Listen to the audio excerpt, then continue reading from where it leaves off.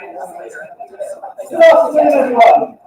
First of all, let me start with an apology if you were expecting a kink shrink. I couldn't find an orange one in time, and I'm not her. She's actually ill today, so couldn't be here, and understandably not well enough to attend the room. So stay at home, and I'm your stand-in. So I probably should introduce myself. Those who don't know me, I'm David or Cosmic1, and 18 and a half years ago I started Lab,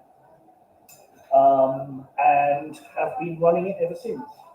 It's the hardest job I do, but it's also the most fun job I've ever done. Most fun job because the feedback is awesome. All of you wonderful people who come along and want to learn, do so. And hopefully we help you get off on the right foot, build your path in whatever direction you wish to go to in kink, but do so with a foundation of core sensible values. Okay? Now, core values, well, that kind of means something different to everyone in the room. So I hope all of you are familiar with the fact that kink is probably 98% communication. Okay? Communicate those core values. Okay? If you don't mind participating in a quick show of hands, it's a really good way of illustrating this. Who has chosen this as their first ever event? Cool. Couple of hands. Brilliant. Thank you for doing that. Who's been in the scene for less than 12 months? Okay.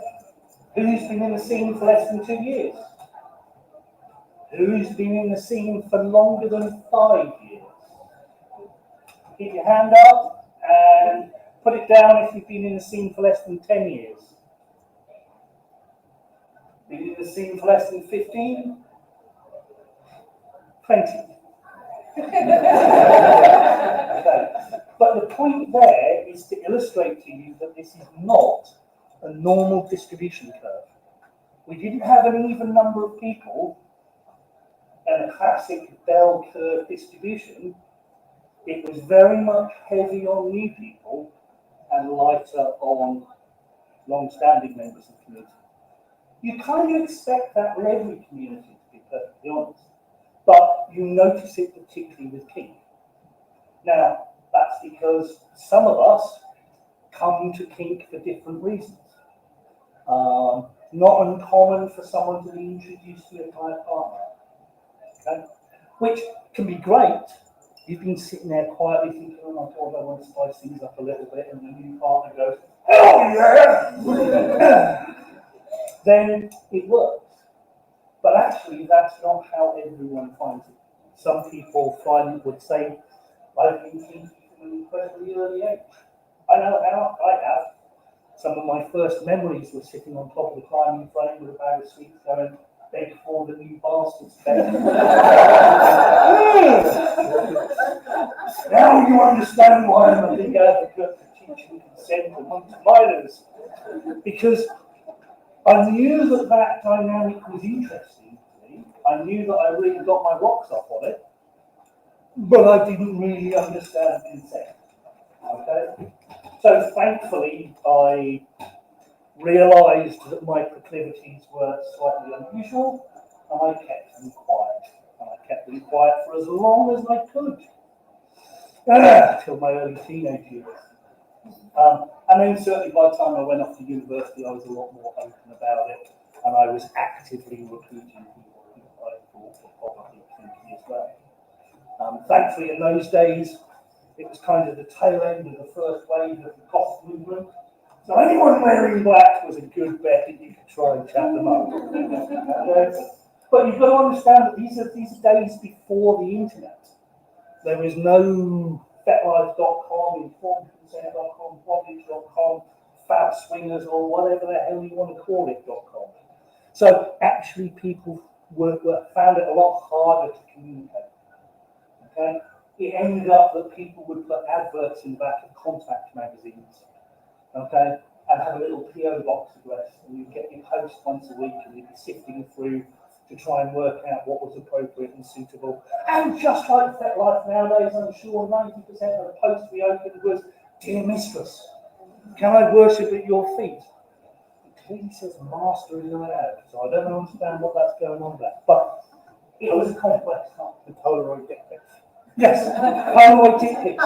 Yeah. Because heavens forbid if you tried to have a rude picture developed at boots. I popped a reel of 36 in and got 4 developed one time.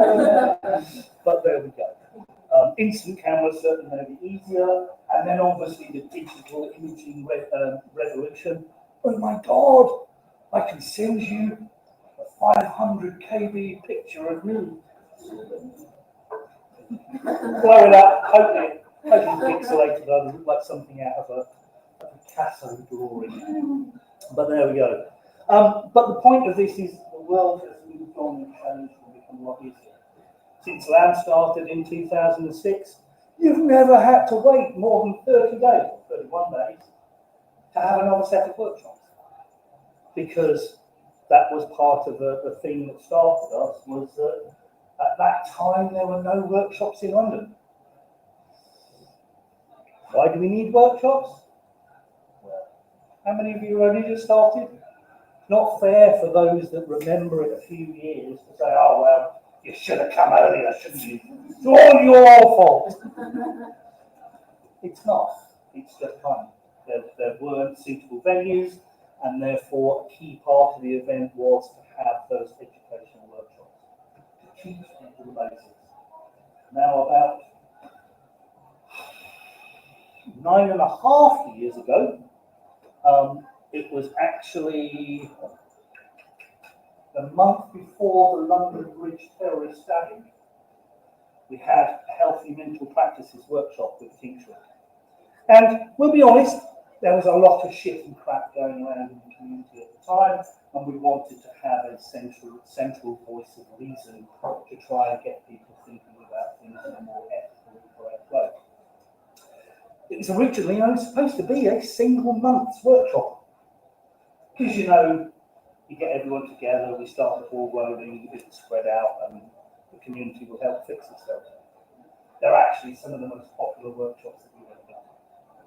And particularly online, because at about, must have been 2013, I think we started audio recording the workshops. And those that remember back then, there used to be a microphone with a pair of ears sitting in the middle of the room. Reason for that is if you're going to record something and only provide sound, you want to provide that in the best possible format.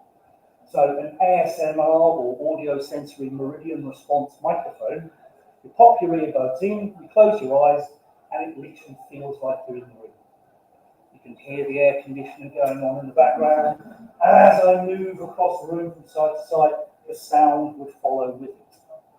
So it was a lot more immersive, so if you wanted to learn, it was the best way of doing it. Then this strange thing happened in 2020, the pandemic, and our response to that was to lean in and learn live streaming. So initially the idea was that we'd have a replacement digital version of LAM on the first Sunday of the month, and on the fourth Sunday of the month we'd have a replacement digital version of Manchester, which ran up in Manchester. I hoped that the other events would fill in the gaps in the other bits. They didn't. So we ended up doing 56 of them back to back every single Sunday for a year and a bit. So if you're looking for additional content, because you're new, there's a huge archive of it sitting on YouTube waiting for you. And the more recent stuff, well, it's video as well wherever possible. Now this afternoon, we've got one talking about schoolroom. The gentleman doesn't want to be visually identified, so we're going to drop the camera right the way down and just show his feet for the session. Because at the end of the day, it's the words and the content which is important, and at the same time showing respect for people within our community, because not everyone can be completely open. I'm willing to bet that there are several of you in the room, and please do not put your hand up, who are teachers, social workers, medical professionals, lollipop ladies, Lawyers. Yeah. Counsellors. Should be. Yeah, that's a bit of a grey area at the moment, but I won't digress too much on that one. These are people where, if it was found out that you were kinky in your private life, you can lose your job. Now, that's not right. We should have that human right to a private life, but unfortunately, this is kink that we're playing with here. Okay? If it's Model Railway Club, or Knitters Anonymous, or Postbox Hoppers, it's perfectly fine. You'll get ribbed in the office, but no one's going to turn around and say, oh my God, you walked into the top of Postboxes. How absolutely depraved of you. Leave the company immediately. Do not pass go, do not collect 200,000. Whereas with kink, it's perfectly acceptable to do that. It's wrong, and we'd love nothing more than to be able to stand there and fight.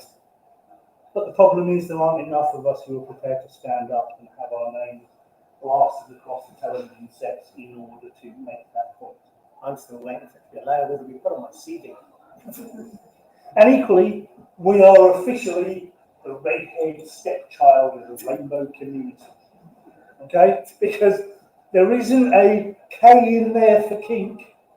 Yeah? And the real shocker is when you look back to the start of that movement and the Stonewall riots, who were the people who were front and centre? The leather daddies and the trans people. Because guess what? If you're into that level of lifestyle, you really can't hide. So you have no choice but to be the first in the line moving forward. Now, certainly from a kink perspective, that's always been the case. And yet when you talk to these rainbow organisations and say, hey, can you collaborate, can we do something? Oh, look, a badger. And year after year, the number of badgers we hear about in central London, particularly around Soho in July, fucking phenomenal. But then, it's the way it is. We will carry on beating our drum and providing space for as long as possible. And according to my last prediction, I was told RAM will run for 37 years. Okay? Which is a hell of a long time, and I'm happy with that. One of my other companies apparently runs for 100 years. How it's going to do that with me at the helm, mystery to me, but there we go. So, communication, massively important. What does kink mean to you? And what does the aspect of kink that we're about to engage in mean to you? Because I know what it means to me, but actually I need to know what it means to you in order to make that interaction.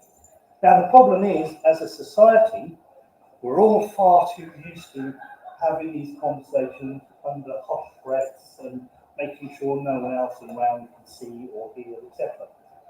Which, you know what, in normal world, that's probably the best way that it works. But actually with kink, it's really important to get your preferences out and open and very, very clear. I'm going to feel like I'm picking on you all day, but I'm sorry, I'm going to pick on you all day. Might be that you like flogging. Possibly. I'm willing to bet you probably prefer thuggy flogging to stingy flogging. Why? Do you really want to know the answer to that? You don't know whether they're 90% of people do. Okay. It's one of those. It's like, you were grinning there, so I'm going to pick on you for today. When I say I'm going to get my flogger, you're hoping it's the big, thick, heavy, bloody flogger, aren't you? That sends you away to Drifty Land. Okay? Not the stingy, horrible, nasty, scratchy one. Okay? I usually save that for when I've warmed the person up first. Okay? But we have that perception. Now, if we don't release and communicate that information, then you're hoping that the person on the other end is a mind reader and is going to get it right. Guess what? None of us are mind readers. Okay? None of us hatched out of an egg, fully conversed in SM, able to communicate without words with every single person in the room and work out exactly what you want. There are people out there that may claim it. They're almighty cockwaddles. Okay? And best ignored. Okay? Because at the end of the day, No, without having these conversations, you are putting yourself in a very risky position, least of all, ending up with a pain you don't want. Because if you're itching and you're like, right, that's it, I really want this play session, I really want to get this out of my system, and you have the wrong session, then you're not helping yourself. Okay? So, all about communication. Be as clear as you can with it. Okay? There are people like me, there is nothing that you could imagine saying that I either haven't heard before or haven't heard something incredibly similar to it before. Okay? Womble squashing. What's that? Womble squashing. Yeah! Womble squashing, cake sitting, collecting parts in jars. People do it. Yeah? Someone will have a kink for it. Is anyone not familiar with Rule 34? Come on, there must be someone. Excellent, you're all that. I've got a hand over there. Rule 34, the rules of the internet. For everything in life, there is a pornography. Okay? Now, we thought we'd test this one year, a few years back. There's no Brexit porn. And out it pops. And it's actually one of our stallholders wrote a story about spanking Tory MPs over the Brexit situation. Okay? It's one of those. Okay? Now, there are probably now someone, this light bulb has gone off in their head, oh my God, I want to be mummified head to toe in pallet wrap and have warm honey poured into the cracks and crevices while someone sits there and reads me that story. Okay? There will be someone out there. Feel free to drop us comments in the comment section online. We can probably even get the author of the story to do a live reading for you if it really is your thing. But without being able to articulate these things, it's difficult. And equally, we all grow up in a society where we have these silly rules drilled into us from an early age. Okay? Ladies, you have to act gentle and ladylike. Yeah? No desire for bending some bloke on the floor and kicking in the ball. Yeah? That's not covered in the elocution lessons and manuals. Equally with blokes, we're all told, can't say that to a woman. Can't hit a woman. And spanking is hitting, kneeing, kicking, punching, other bits and pieces. So we grow up having been fed these rules, which are different to the rules of the room that we now find ourselves in. Perfectly acceptable to you kicking the ball. Kick you elsewhere, works both ways. Yeah. Could be only one direction you're interested in, and that's also cool. But what we never want is for someone to say, oh my God, you can't have your fun because. Now, as long as you consent to it, perfect, brilliant. If you don't, I hope that you consent to being on the receiving. Or you can find someone else who fixes to come out. Okay? But it can be difficult for us to actually break these societal norms. Okay? And other cultures around the world, it's 50 times harder. Okay? Because there is a much more ingrained structure within it. You find, anecdotally, people from the Eastern European accession states really not comfortable talking about openly keeping sexual things. Okay? Because it's not something that ever happens. Now, culturally, they're used to blokes who are controlling and overpowering and all of the rest of it. But in modern society, that's rather slightly frowned upon as well. So you often find people coming into the kink scene because they're looking for that control, they're looking for that taking the power away, but they're finding it very difficult to communicate that. Okay? So sessions like this are really to kind of give you an opportunity to ask questions, to understand from some of our anecdotes and stories, and to use some of the core tools that we like. Everyone familiar with the wheel of consent? Okay. Comparatively new tool, and feel free to hand it around. The premises of a wheel of consent is, if someone is giving consent, then someone is receiving consent. Because you need both halves of the equation to balance out. Okay? So it's not just good enough for me to run into land and say, oh, that's it, got my heavy flogger, and I'm just going to run around and beat someone until I find someone who stands still. Okay? I come into the room and say, oh my God, everyone who wants the most awesome flogging, and you can make your choice from there. Okay? But you have to have someone who is keen on reciprocating that. Another model, the Fries model. Anyone not heard of this one? There we go, thank you. I'm always going to go quiet until I get a hand up, because, you know, at the end of the day, if you all know it, I should have asked you what it all stands for. But American Planned Parenting came up with this probably about 7 or 8 years ago, and it's a really good way of communicating consent.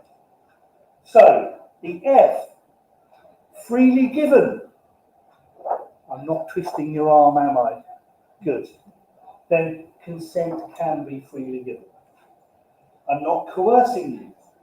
If you don't let me do this, I won't let you do that. Doesn't sound very good, does it? Has to be reversible. Right up until the point when you are doing it, it is reversible. Okay? You could be in the wrong mood, you could be getting down to play, and all of a sudden you get a text message, and 2 hours later you're sitting in A&E with your mother. That was my Friday night. I had all planned, the house was clean and tidy, all the toys were laid out. I'd sent a message 5 minutes earlier going, I'm home, everything's sorted, see you as soon as possible, and then I get a message from my mum. And I end up sitting in the hospital with her until 2 o'clock in the morning and running home. Okay? And it's reversible from both sides. Okay? Because even if my mum said, oh, I'll be fine, I'll get a cab home in the middle of the night, I wouldn't have felt comfortable playing, because I'd have felt really bad that I didn't go and pick her up and sort it all out. Has to be informed. Okay? No point getting someone to agree to something that they don't understand what it is. Okay? Because the chances are there will be a huge surprise partway through. I didn't think you meant that whole. It's one of those. Got to understand what's going on. Okay? And equally, if you are new, please be honest. Okay? Because if you've not done something before, you really don't know how you're going to react to it. So in those situations, I'm going to choose to do those things early and at the low level. Because I don't want you to get to the end of the play session where you're all drifty and discombobulated and start to drop into subspace, and then suddenly throw something new that you don't like, and all of a sudden you're baffled to come back out of that. Okay? Enthusiastic. Now this seems to be one of the hardest things for people to convey from a bottom's perspective.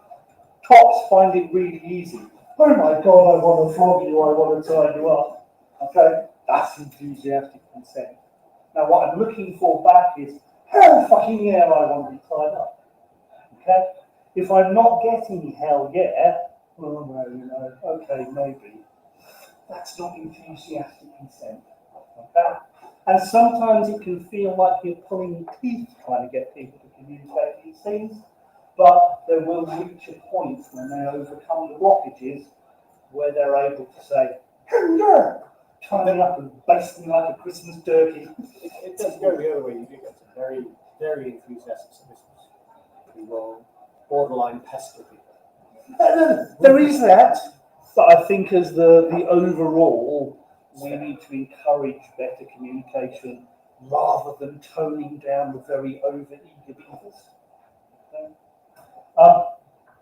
Also has to be specific. Okay? Specific to the act, specific to the people involved, and specific to the occasion. Okay?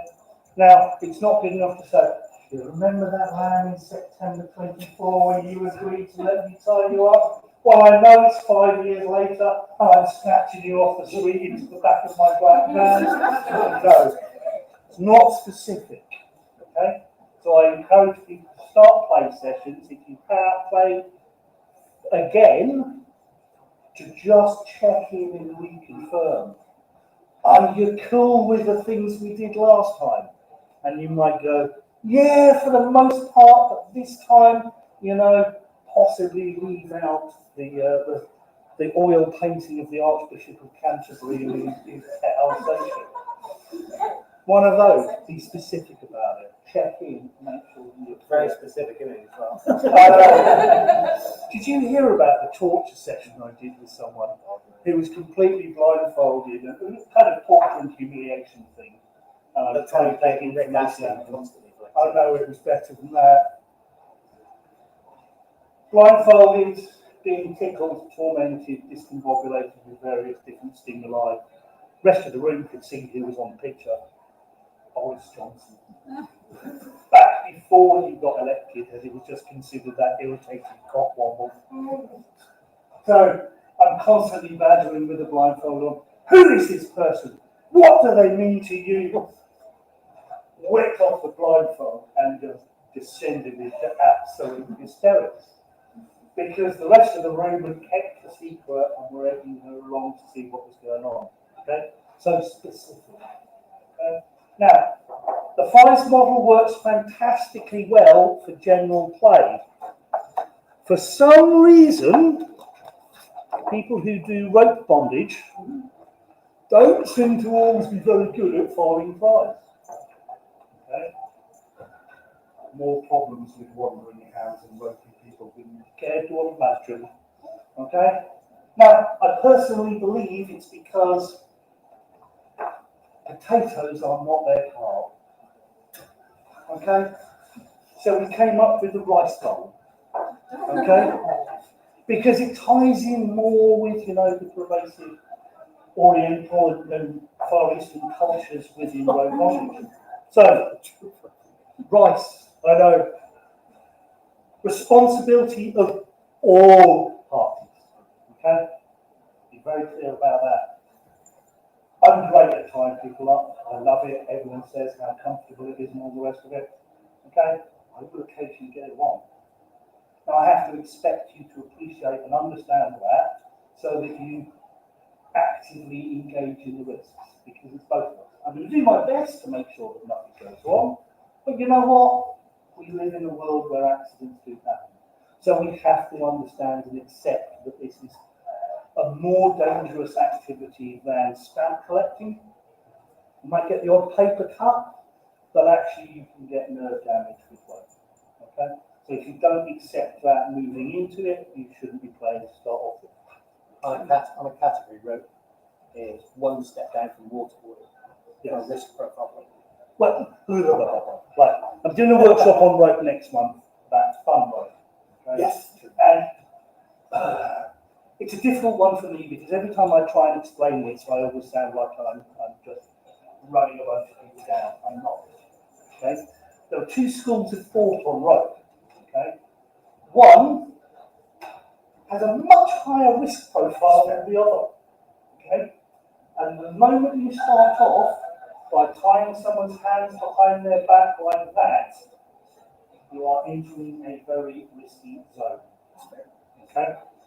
Now, you start off by tying the person, and eventually, while they're suspended, tie their hands into the suspension. Actually, the risk profile is completely, totally different. Okay? And I think that's a key thing that people need to understand. And to me, that fits into the informed consent part of it. Okay? Because if you're not told and you don't appreciate that the moment you start off like that, the risks are much higher. Okay? So if you are going to play around with rope and you're relatively new, I would say do the forework, do the stuff that doesn't require having your hands tied behind your back, until you get used to that. Okay? And the answer is, if you're going to tie your hands behind your back, don't put them behind like that. You start off by pulling a whole sweep, opening everything up, aligning it correctly, and then putting your arm forward back. Okay? Now I'm willing to bet that some people in the room will get to about there and it's going to hurt. Don't go any further. Okay? Because the whole point is that's also testing to make sure that you have the full gambit of mobility before you get into that position. Okay? And equally, you want someone to tie you up. Well, the average tie that starts off with hands behind back takes 15 to 20 minutes. Longer for a beginner. I would strongly suggest until you can sit there with your hands held behind your back like that, comfortably for 30 minutes. Don't do it with the rope, okay? Because it just means that the risks are eminently lower. Okay? Clear expectations. Okay? Be clear about things, particularly with rope. There are different ways of playing with rope. You want to learn rope and you want to experience rope, then you can lab rope or do experiential play. This is all about you experiencing and focusing on the rope. So I'm going to be focused on making sure it's sitting correctly, it's positioned correctly, that you are moving correctly, you're relaxing correctly, because it's all about us playing with the rope. Okay? I'm specifically not going to do anything other than rope. I'm not going to do anything involving vibrating and buzzy type objects, and I'm not going to have wandering hands. Okay? Because the expectation is that we are labbing rope. Now, you want to do something a little bit more kinky, a little bit more naughty, you want the vibrating rope or the rest? I do apologize. Then be clear about it. And clear on the expectations of both parties and both sides. It's free with the entry. People shouldn't complain. Because at the end of the day, without having that conversation, you have your idea of rope in your head, and I need it to align as best with mine. Okay? Simple as that. You want to do filthy rope, where you're strung up from the ceiling and used as a filthy, dirty puppet? It can be done. Okay? Just not the first time.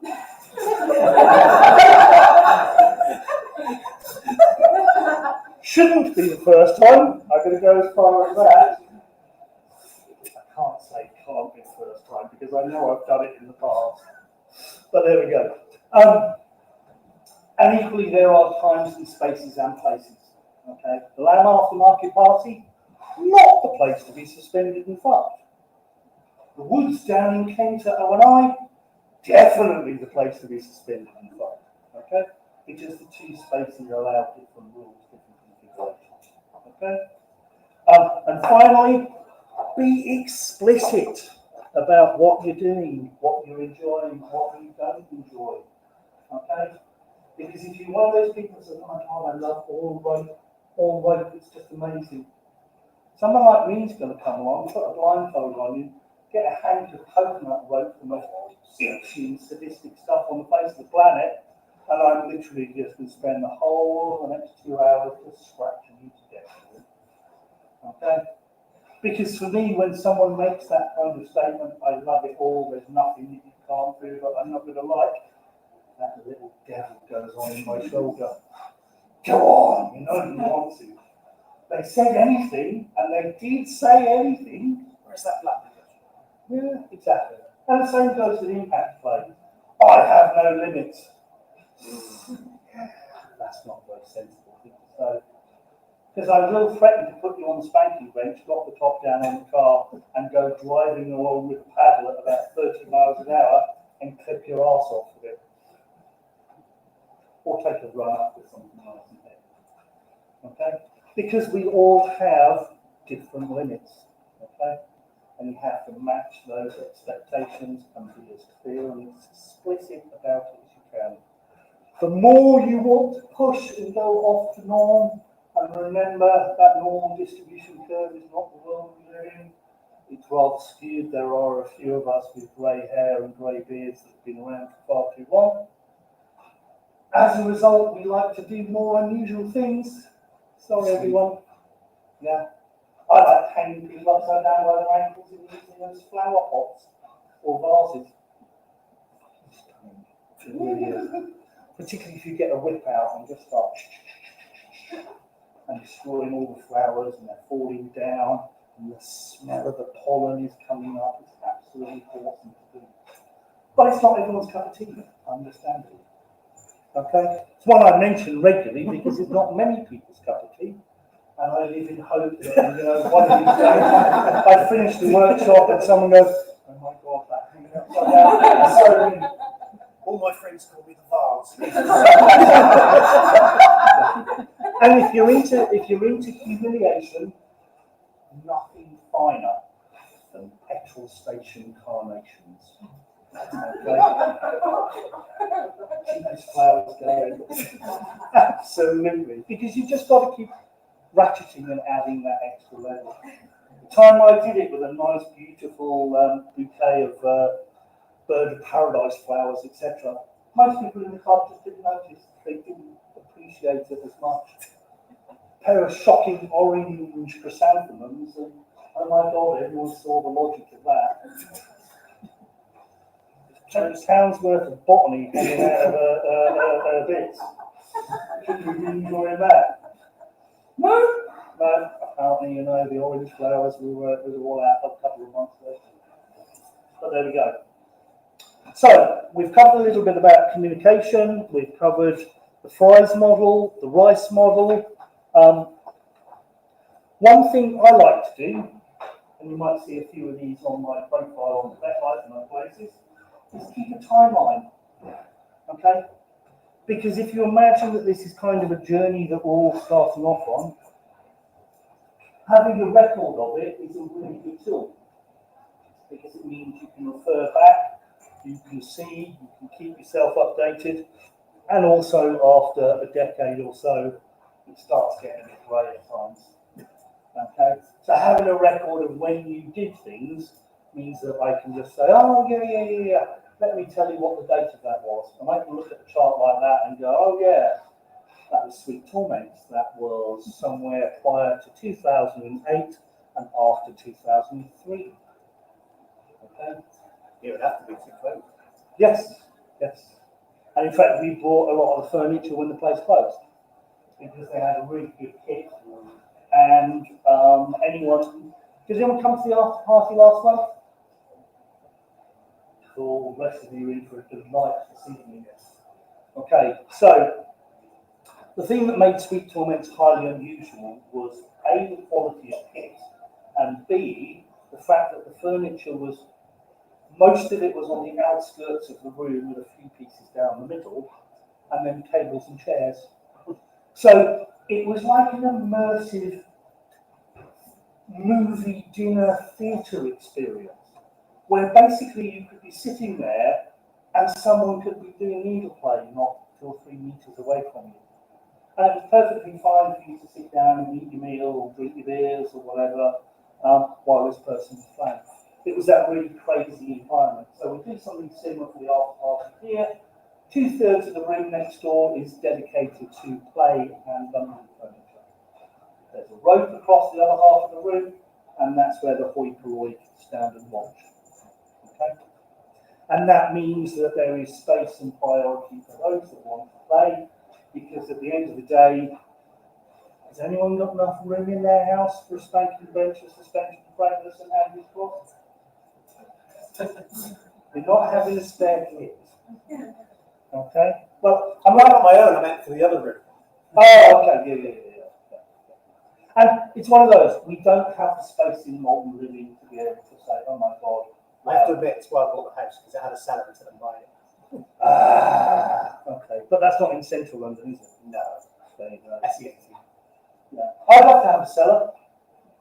My downstairs neighbours would be even more pissed off with me than they currently are. This is because downstairs neighbours who once sent me a nasty letter complaining about the exaggerated sex noises that were coming out of my property. I politely wrote back to them. As there are more than the usual 2 people making noise upstairs, it may occasionally be louder than anticipated. And I can assure you there is absolutely nothing exaggerated about those noises. This is why bonds of the council refer to me as a gentleman of alternative sexuality and not to be fucked with. Your official title. It kind of is, yes. I had to ring up the council one day to have a bit of a moan about one of my neighbours and antisocial behaviour and all the rest.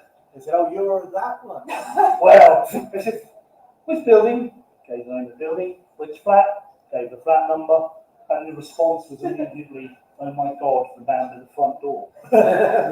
Now, I'm relatively sure all of my neighbours have a front door. However, my front door is a little unusual. A giant nubbin. Not quite, not quite.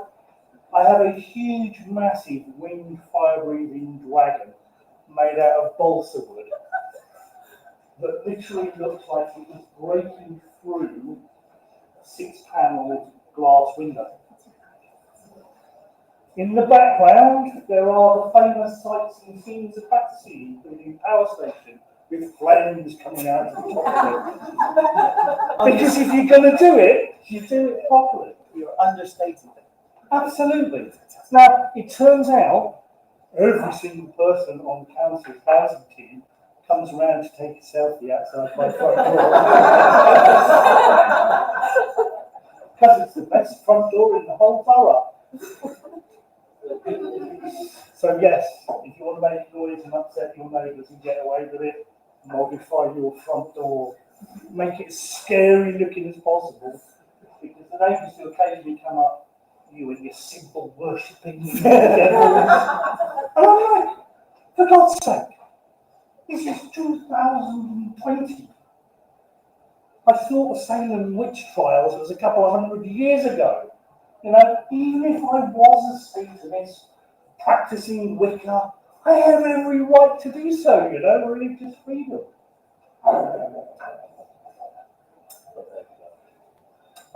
Yes.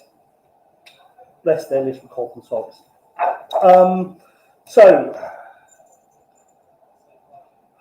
communication is the core. We've spoken about fries, we've spoken about rice bowl. One of the other things that I would really strongly advise people is to, as well as keeping a timeline, is to look at journaling. Okay? Because actually our thoughts and our perceptions change so much. The stat is that once every 7 years, every single cell in your body has been regenerated. Okay? Now, you might be aware of some of those changes as you think back, but there can also be life events that cause massive change. Has anyone known me for more than 5 years? Okay, you're a little bit biased, but we'll try it anyway. Noticed much of a difference in me in the last, say, 2 years? White facial hair. White facial hair, yeah, I'll tell you that. And I'd also say your spiritual approach. Yes, yes. So, right up until July last year, I was an absolute walking bag of crap. I had complex post-traumatic stress disorder from multiple events in my life. I was living in continual pain, and I was not a pleasant person to be around. I went off to a retreat. I took the magic beans. I woke up the next morning, and I wasn't in pain. And the 3 slip discs in my back had healed, and various other bits and pieces. And so grateful and impressed I was, I trekked off to the jungles of Gabon where they grow the magic beans to spend 14 days with them. And coming out of the jungles of Gabon, I realised the ultimate lessons in personal responsibility and accountability are your reaction to your past is still your responsibility. All the stressful events and all of the rest, I left on the jungle floor where they belonged because they weren't doing me any good. Now, I'd have loved to have gone and done that with talking therapy, but actually, the problem is finding a talking therapist who specialises in international false allegations for human trafficking and the kind of shit that causes in your life. It doesn't exist. So I had to find an alternative way of doing it. I could only do it because, having spent years and years in therapy before, I knew what the tools. I knew that when someone comes at me angry dinosauring and rah, rah, rah, rah, rah, it's their problem, not mine. But the problem was I was so easily triggered by all the things in my life, I went straight into attack mode. Nowadays, I will literally go, sorry, you're projecting an issue and assuming that I'm going to engage with you because that's not how this works. Okay? And even when I'm driving around London, get cut up by a black cab, I'm not beeping the horn and swearing. The next set of lights, when the cab is alongside me, he's going, you effing this, that, and the other. I'll slowly wind the window down, casually look over and say, do you honestly think I'm going to take abuse and insults from the person who works in an industry notorious for their bad driving? And the window goes back up. And the cabbie's sitting there going, he's just been very polite to me, which is what I've done. Sorry, I'm not going to pick up your stuff today. I'm not going to play with that, because that's your issue. I'm here in my vehicle, I'm going to go about my day, and I'm going to go home, and I'm not going to kick the cat, because it hasn't bothered me. I have not retained that. I will not pick it up. It's not mine to play with. No? Because at the end of the day, lots of people out there looking for a porter to carry their baggage. We are responsible for not picking this up. Okay? And that may seem really, really harsh, but actually that's where it begins and ends. Okay?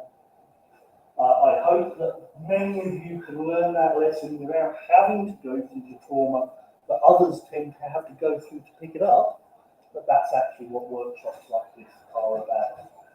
Give people that opportunity to understand that, hey, you know what? You can remain cool, calm, and focused. You can control pretty much anything in the world around you. Okay? When it comes to an event like this, like last month, our first month here, things always go wrong when you move into a venue for the first time. None of us are stressed by it. Because actually, after 18 years of working together as a team, we know we have the ability and the tools to fix these problems as and when they come up. So I went to the barber's just up the road, sat down for 45 minutes, fresh shave, fresh haircut, came out of the chair feeling absolutely amazing and ready to tackle anything. Because I was. Because at the end of the day, all of the things that we could think of, we already planned and organised around as much as possible. That brings me on to an awesome skill, which is a bingo card station. You need to reprint those. Pre-mortem. Anyone not familiar with that phrase? Okay. So, you're familiar with what a post-mortem is? Okay. A pre-mortem is the thinking of things before anything happens. Okay. I'm eventually going to get around to suspending my keycom from your class. We would talk about things beforehand. So we would spend that time to say, okay, what's your thinking experience? What makes you comfortable? What makes you uncomfortable? And all of those conversations are about reducing the risks when we actually do something. Okay? And that's fine. That's perfectly acceptable. You can turn around and say, oh my God, I have no idea how this is going to affect me. That is useful information to me. Okay? And equally, if you say, oh my God, you come at me with a piece of rope like that and I will immediately drop into subspace and I'll go all drifting. That's important information. Because I know that you're not going to be as verbally responsive and communicative because that's your response to rope. Okay? If I don't know what your response to rope is, then then I have to be extra alert to keep an eye out for the early signs. And if you're a drifty and road person, that's cool because I'll make you as comfortable as possible. I'll hopefully agreed beforehand I can get the knives out and we can have some fun when you're relaxing. But equally, if you get up and you suddenly become, oh my God, wow, this is it, I feel invigorated by the rope and I'm bouncing around and I'm full of energy, you're not going to do the knives. You bouncing around and going like that and me with sharp knives is not okay. Not going to end well. Okay? So, discuss these in advance. If you don't know what the answers are, it's fine to say that I don't know how I'm going to respond. Okay? Because the person who is topping is going to take that into account, or should take that into account. Okay? At the end of the day, it doesn't matter what activity you engage in, we are playing with our biochemistry. Okay? You're familiar with neurotransmitters like serotonin, oxytocin, endorphins. Okay. What a lot of people don't realise is that when you play in these areas, it is no different to going and running a marathon. So people will tell you when they're doing a marathon, they'll hit the wall. They'll hit that barrier where they really don't feel they can go any further and they push themselves on. Okay? That's really not that different to spanking someone, flogging someone, or caning someone. You're doing something that's impacting their body. Their levels of endogenous endorphins are starting to climb up and go through the roof. They literally then go on from a drifty float, subspace. It's actually the endorphin high. Okay? So there's not that much difference between a good hard caning and taking heroin. Okay? It affects your brain in pretty much the same group of ways. Okay? But equally, with rope, your response might be to release serotonin because that corseting, that hugging, it's your happy space.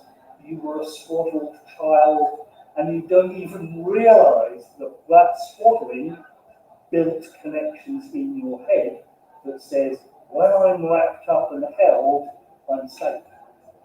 Okay? Because you made those connections when you were a couple of days old.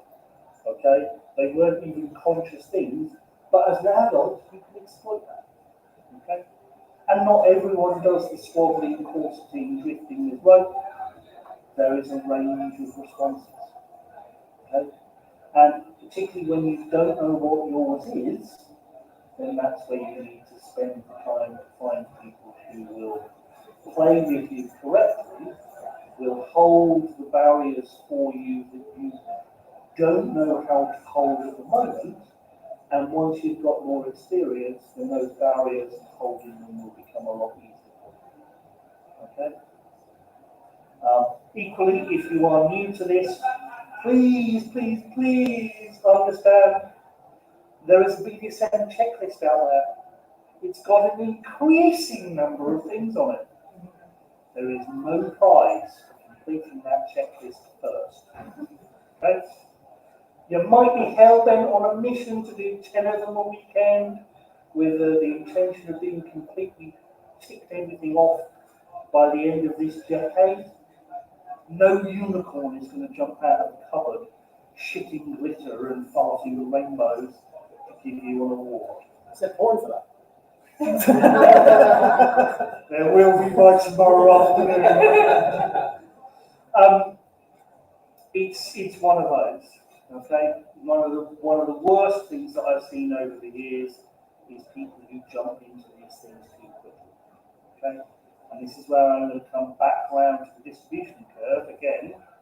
Okay, the numbers are heavily skewed to new people. That's because people who are more experienced either don't feel ready to learn anymore. It happens. I've been around for 30 years. How on earth could anyone teach me anything that's new? Well, holy shit, new things are invented all the time. And equally, when I first went to clubs, if you just stood there and said, the wheel of consent, Everyone would have gone, the what of the what? And the fries model, again, came around during my time. New things get invented, we have to keep up to speed. It's a little bit like professions that have CPD points. We should have kink personal development points. Okay? And actually, when Debs is in here, you can get psychology CPDs from her sessions because she works at the level of being a supervisor, therefore it can count, I think, 2 points towards the 18 a year you put together or something of that nature. And it's free as long as CPD's got it. Yeah, exactly. You've got a half-day training course, it's 300 quid and you get your 2 CPD points and you get your 1. Okay? Just by attending the sessions, you can catch up with her afterwards and she can issue this. Okay? The final bit I'd really like to talk about, aftercare. Anyone not familiar with that one? Good. It's a real basic. Okay. What do you do after you have played? Okay. And that could be immediately after you play, because everyone's needs and requirements are different. I know some people who need to be hugged. They need that snuggle time.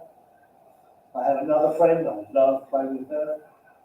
You say to her, you filthy, dirty slut, there's the mop, there's the bucket, clean that mess up.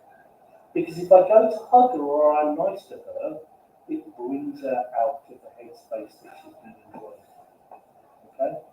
And again, it takes a while for her to be able to say, no, don't give me a nice milky sugary drink, don't wrap me in a blanket, this is what I want you to do. Okay?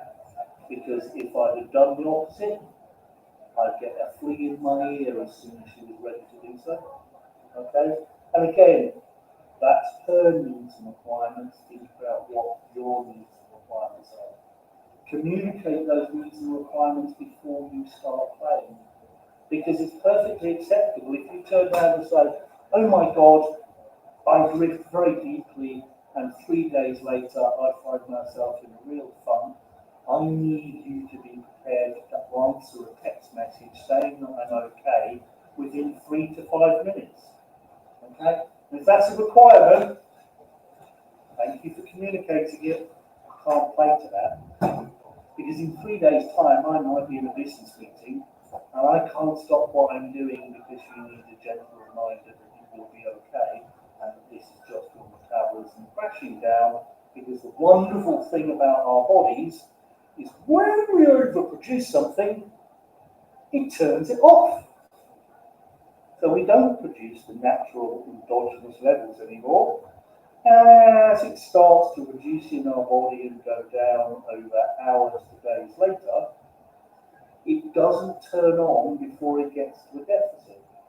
So you naturally drop below the healthy level, and it's that difference that causes the mood change. Okay? The bigger that difference is, the greater the impact it's going to have on you. Okay? Both sides benefit, tops and bottoms. Absolutely. There is a reason why you can't book me to do my vanilla job on a Monday after Lamb, arrival before 2 o'clock in the afternoon. Ain't gonna happen. Because on the times that I have struggled, got out of bed early, I'm still in hyper-vigilant, hyper-aware mode and watching everything that's going on around me. And because I need to be in charge, I'm more likely to snap. Because I need to grab people's attention quickly, make sure that what they're doing immediately stops, and then talk about it in a more rational tone. Monday morning, that's not the right headspace to be dealing with my customers. So Mondays after Lamb, I try not to work at all. Because again, that's me adapting to it, rather than anyone who I go to see on a Monday after Lamb, you need to be aware that this is all of the things I've done yesterday. These are vanilla people. They have no need to understand what I get up to on the weekends at all. Although they probably would say, well, if you're not going to tell us, you'd have to make up a story. Well, I go to work in leather trousers, and everyone says to me, "Oh, you come on a bike." Does anything about these leather trousers scream motorbike to any of you? Not to me, but hey, these people are vanilla, they can make mistakes. And occasionally, I mean, I do walk in and someone's like, "Very interesting tailor." Would that be Jeff Phoenix by any chance? And I'm like, "Well, if you know who I am, you can just use my other name." And they're like, "I thought it was you. Okay, now you know what I do for a living. Please don't communicate it with everyone, but you do know that you need to follow my instructions. I'm going to shout at you. Don't do it properly. It's my job to get you to follow the instructions, not to do the work for you."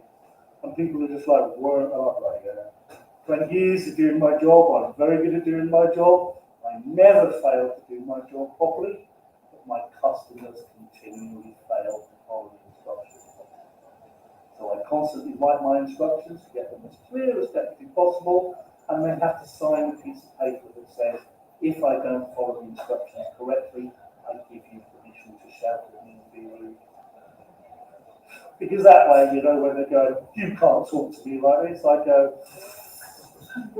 "Your signature print agrees to do this, agreed to read the document, have not read the document. Is this my fault?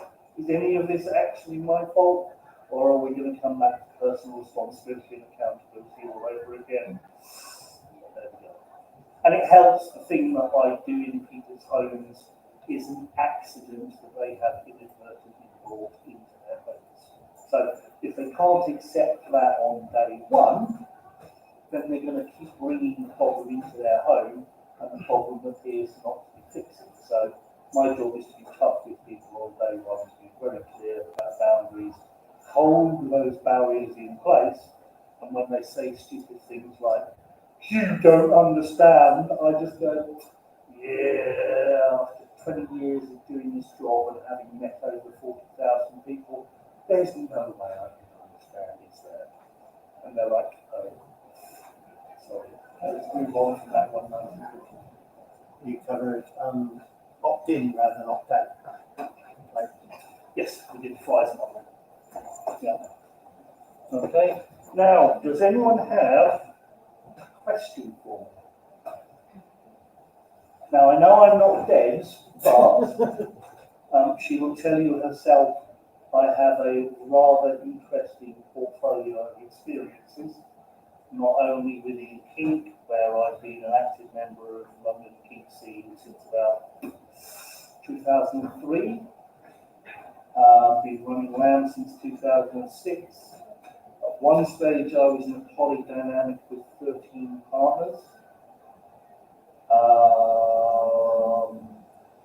I've had just about every configuration of relationship you can think of.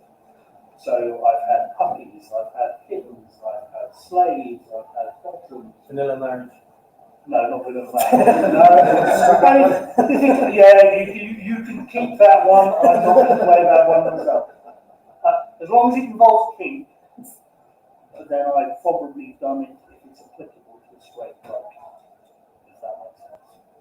And equally, for a straight bloke, I do actually tie up people of just about any gender, and I've been known to flog people of all genders, because that to me can be an experiential thing. I can flog someone for the sake of them being flogged and taken to places that they find hard to be taken to. Whereas I'm not going to finish that and say, "Hey, now we've done this, I want you to do this and this to me." Yeah. I was happy with that, got my exercise, I've got limbed up, I've got a little bit more practice play, a bit of dopamine flushing through my system. I'm happy. I don't need to get the can of Crisco out and kind of lube up to the elbow. That's not my bag. Thank you very much indeed. So yes, a real mixed bag. I've been involved in running events. I'm a specialist in SM and the law, having spent about the last 16 years working in Spam Trust, helping people with their inquiries. And you haven't done that one, have you? What's that? You haven't mentioned that one about tracking the transit. No, I haven't, and that's I can just do a quick run through here.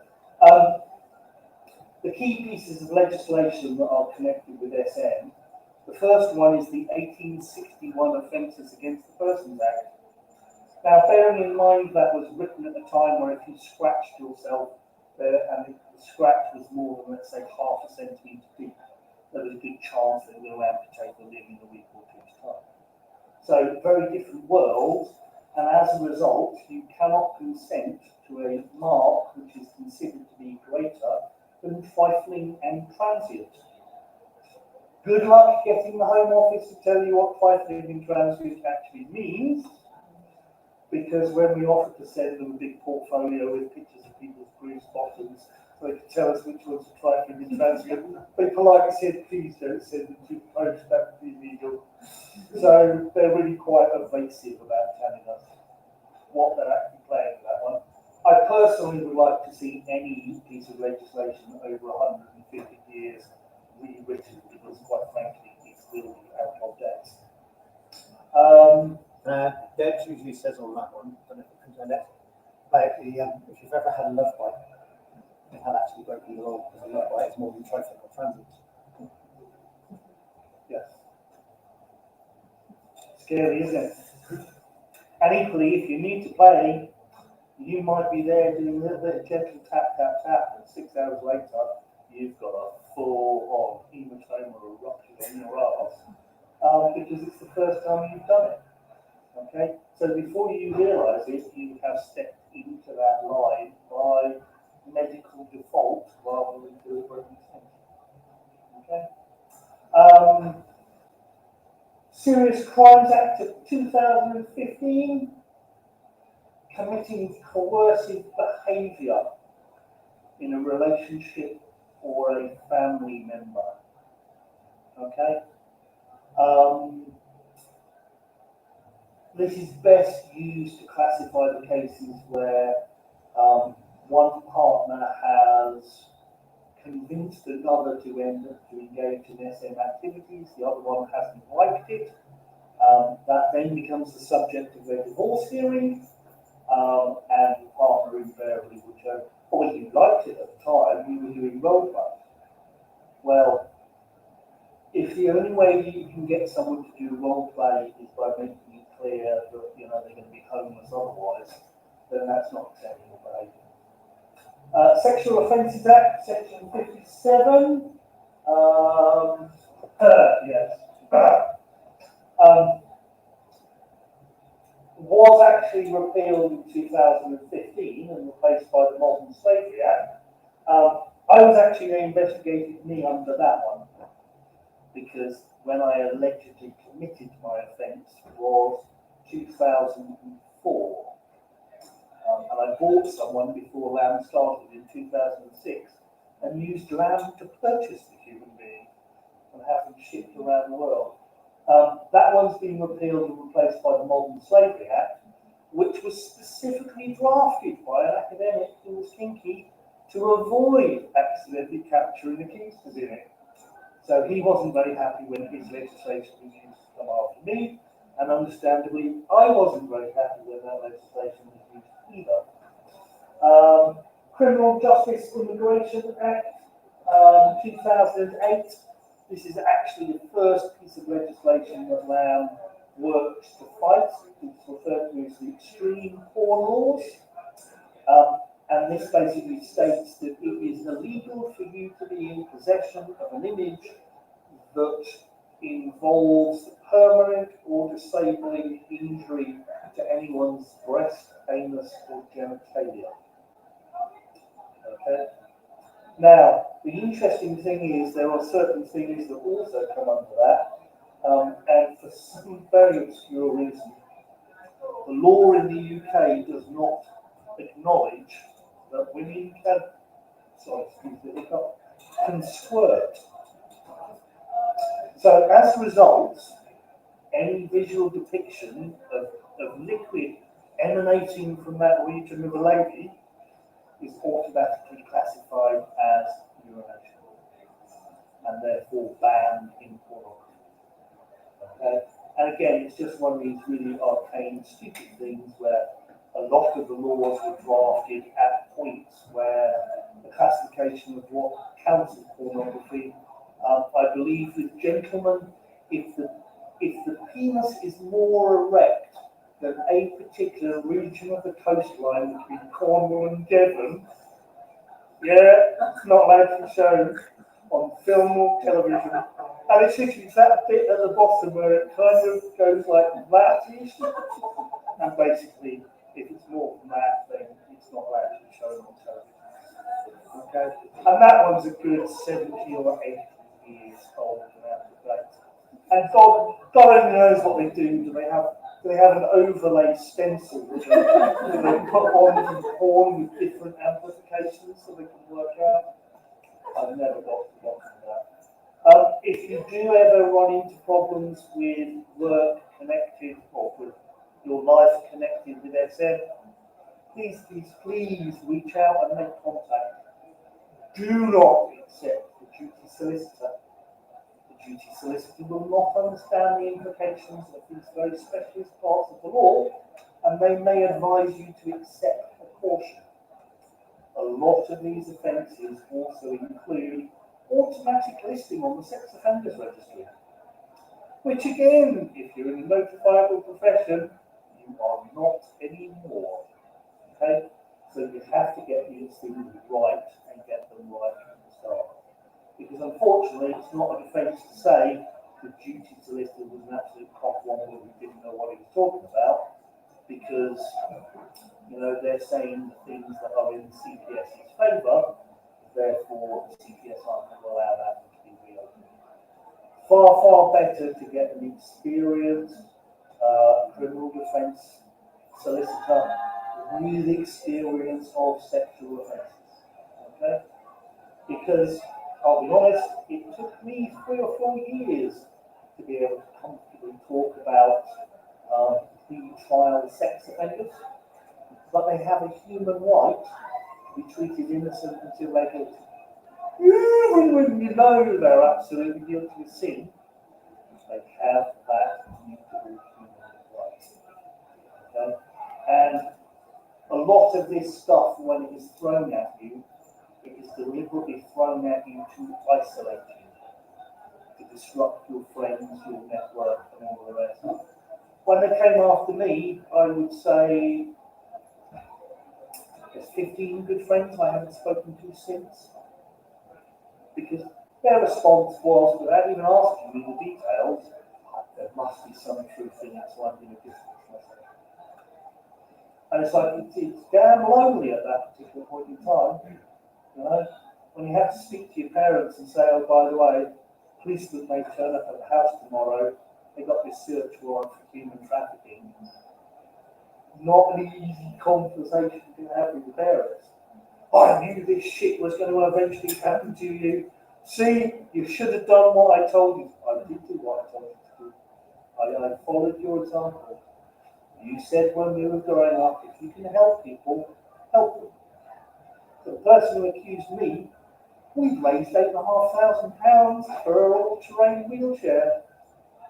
So there were financial records going backwards and forwards between the which is why I had to be massively open to the police on day one. But that then also meant I couldn't share with the rest of the community. Hey, that picture you all loved with 3,500 likes on it, the one with the wheelchair suspension, that's the person who's doing this. Because I wasn't allowed to do that until the court case was closed. The police told me, you've got no case to answer for. Which was 3.5 months. Because at that time, Jeffrey Epstein was a big thing. Prince Andrew was a big thing. Oh, I got my own back over here. I'm sitting there going, well, if you've got no proof that I've committed these crimes, and you've come in purely on the hearsay, can I give you a list of people you might want to have a conversation with? I think there's a guy who lives out in Windsor. What's his name? Andrew something. And they were just like, oh shit. I said, because same standards, if I tell you that he's done something naughty, why don't you go and raid his house tomorrow morning at 7:30 and see who his idea? Because you've got the same level of proof And everybody's like. I'm one of those. I give as good as I get when I end up in those situations. And my solicitor came out with like, I'm so glad you didn't say half the things you were about to. And oh my God, I have never heard anyone be so rude to the police to their face. Because at the end of the session, they started asking me stupid questions like, how do you obtain these people you play with? Amazon. I was tempted. So I'm like, well, okay, not supposed to ask me loaded questions. Let's start off with that. So I'm going to excise the word obtain and say that's incredibly loaded, and I'm going to be clear, no money changes hands. I said, it's a slightly odd one because, you know, we're the red-haired stepchildren of the rainbow community. No one wants to hang out with us. A bit like you guys. I'm like, you know, ambulance, fire, police, you all hang out together because only uniformed services understand each other. We're all sitting there starting to nod. And I'm going, well, the reality is the ambulance staff and the fire is going to take money from the rest of society. Fuck with them. I want to hang out with you bunch of cockwaddles. They weren't happy with that bit. I said, we have our own events. They're held in pubs and places. And I post a lot of pictures on our social media.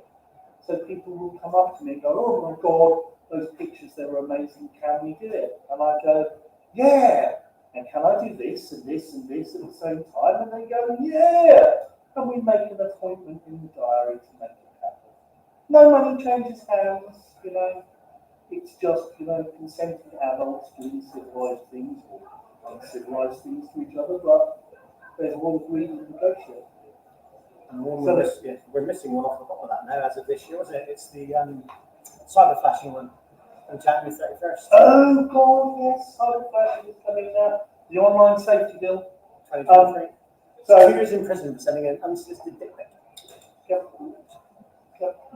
Now, funny enough, they tried to get me in 22 on the online safety bill because apparently I was an intimidating man dressed entirely in black, brandishing implements of sexual torture.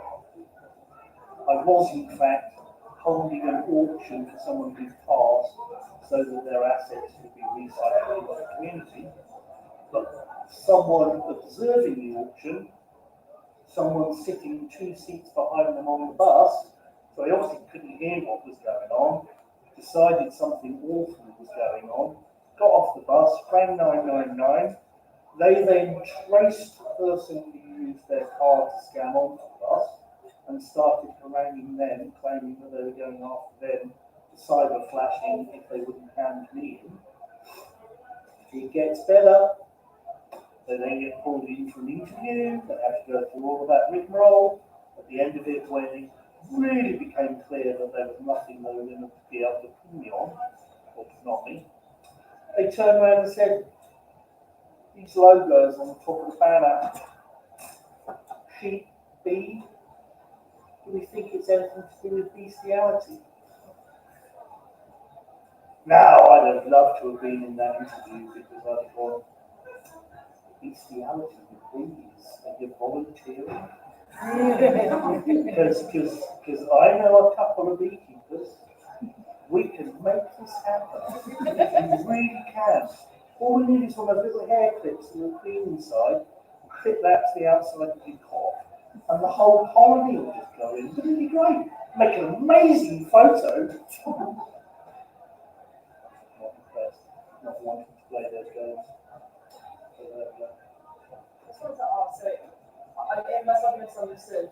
You're saying that like doing some kink things is illegal or is an offence. So how is it possible to like what kind of licensing do you need for like after parties and stuff like that? Like the after parties. So the after party for this, because we don't allow sexual acts and nudity, we don't have to be licensed. What about so if people doing legal play and that's not allowed. We play inside the licensed venues for both. Okay, because it's and actually a number of venues will be in very hot water because because it's not legal. Or... Not legal. It's specifically not legal within a licensed premises. You can do it at home. Well, A members club, private land, all that sort of stuff. You pay a lot of places to get away with it. No, it's not something. it can be seen as an offence because of breaking the skin, but they're more concerned with it happening in a licensed alcohol selling premises. The flip side of the law is the fact that so you're perforated, you're covered in this lovely pinprick thing, and you go to the doctors for something and they see it. If the doctor believes you have been insulted, they can report it without having to ask you. Which is where the laws come in, because you cannot consent. They don't have to consult you as to whether they report it. Someone was doing a music performance in a gallery in South East London. One of those attending felt it was not too far and rang an ambulance. The ambulance crew, because they heard piercing the skin legal, called police. And all carried by police on that particular one. And the person organising the event turned around and said, "But I'm an art student and it's my art project." And we're all sitting there going, "No, not a defence under the law." "Well, I'm a student, I should be able to." It's not a defence under the law. Why did your university not pick up on this, give you the appropriate warnings and the rest of it? Why did you not screen the people coming to your show so that one of them wouldn't pick up the phone and call an ambulance? And that's one of the reasons why music is public. It's not something we can really allow anymore. We can't play with it, and I don't think you can do things. They might get away with it as a booked performer doing on stage, but the moment you start doing these just normal members of the public, In the same way, it's perfectly legal for two people to get into a boxing ring and beat the shit out of each other. That's legal, because it's all textual. the moment you leave a bruise marked rated in typing in transient, 1861 comes into play.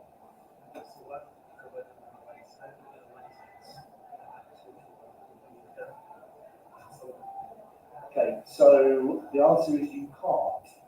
You can't get a license inherently against the law. However, if you are professional enough in the way you present your business, you can get away with hiring things like this because they understand that as long as you keep within the rules and marshal ourselves, then it's perfectly acceptable.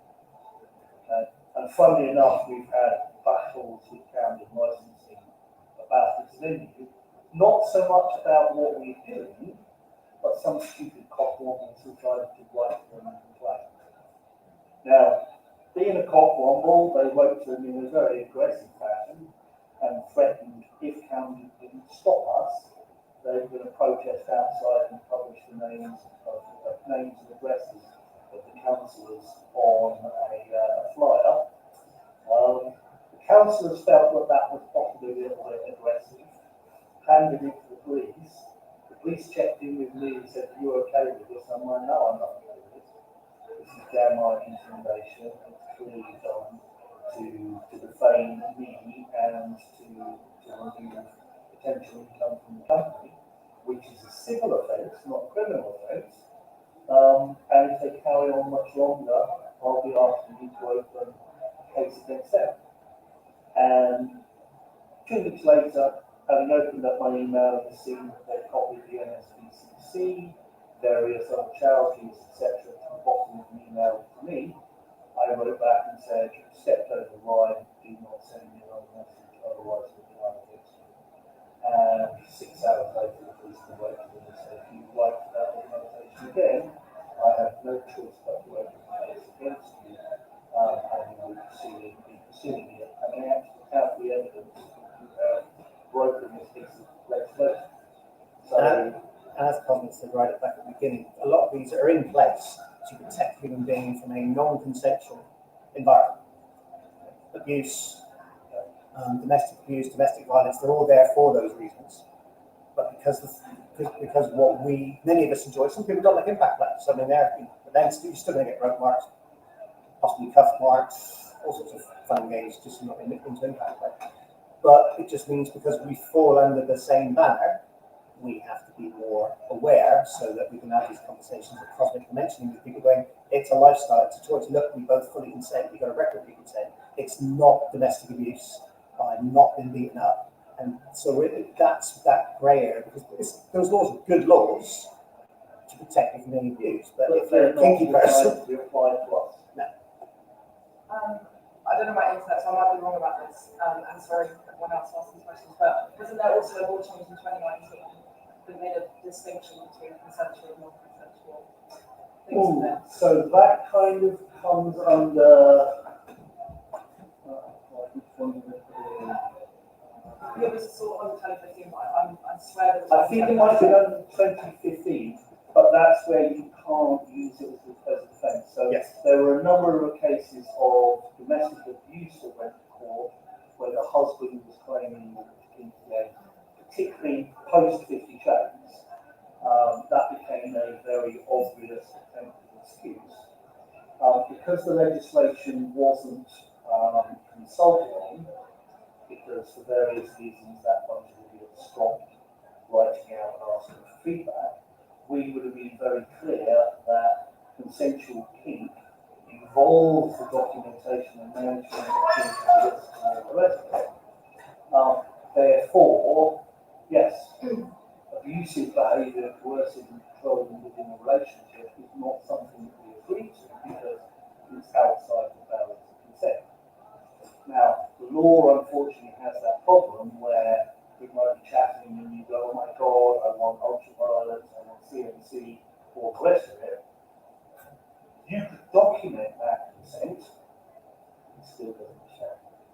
Because under the 1861, you can't consent to your own assault. So what happens is if you go to the doctors and you've got a pain mark across the backside, and the doctor reports it to the police will come after you and say, unless you tell us who did that, we are going to prosecute you for aiding and abetting your own assault. Surely they wouldn't do that to some public interest. that's where it gets interesting. That's what you think. What you think. Not the case at all. What Deb would say is that, and I don't know how you've met, but the police are getting more educated about what we do versus abuse. It depends if you get an educated party involved. If they are a black and white, that looks like you've been beaten up, therefore you've been beaten up. And it also depends on which police force. So if you're in Kent or you're in the East Midlands, good luck. Because they are rapidly anti-kink. They have been for a very long time, and culturally some of their senior management have an issue, so they will not, even if you turn around and say, but this is my top, this is what we do, we've been doing it for years, I love it, we're in a loving relationship, they may still feel it's in the public's best interest to do it under 1861 or another piece of legislation. And it's one of those, it shouldn't matter. Many years ago, there was a guy who branded his initials into his vice president. Oh, yeah. Now, when they took him to court for it, the judge, back in those days, said, no, law cannot get involved between a man and a wife. And I don't like using the phrase, but it's how they all used to refer to it. Until relatively recently, a wife was classified as the goods and chattels of the husband. Now, that's when the law could not get involved. Nowadays, if someone did that, there isn't the defence of they're a married couple because of this other legislation that's been put in place. So they could still force a prosecution even if both parties were interested, because they would be claiming to make a point of public benefit. And I'm sorry to hear, we're not trying to scare people not doing this, which people need to be informed about. Unfortunately, the law is an ass. And, we carry on doing our stuff, you just need to be aware. Just be sensible, be clear, have those foundation elements in place. Okay? And if someone comes out in the blue, oh my God, I so want you to give me a judicial caning, I want my ass to be bleeding, and it's the first time they've done it, you want to put yourself in that risky position? Because if it's their first experience, it might not be the right thing. Any final questions? You can find the archive of these, as I said, on YouTube and Facebook. Trust me, the content is probably a little bit more dynamic and engaging when Devs does it. I always get accused of frightening the jeebus out of people with my personal anecdotes, but at the end of the day, She does use the C-bomb a lot. she does. The cock bomb or the other No, the short fallout one.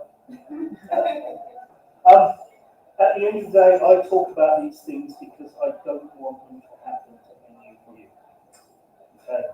If I did what they wanted me to do and sat quietly in the corner rocking and never came out again, then the benefit and the understanding of those things would be shared. Okay? The one thing I will say is if you ever have a friend who ends up in that kind of situation, please be as supportive as you can be. You will be one of the only few. Okay? It's such a visceral subject, these horrific crimes, that the standard response to people is, I'll reconnect once this is all blown over. Okay? There will be times you can't reconnect with those people because they will not survive the process. And that's because we haven't done what we are supposed to do as a society. Treat people as innocent until they are proven guilty and give them the support, create change. There we go.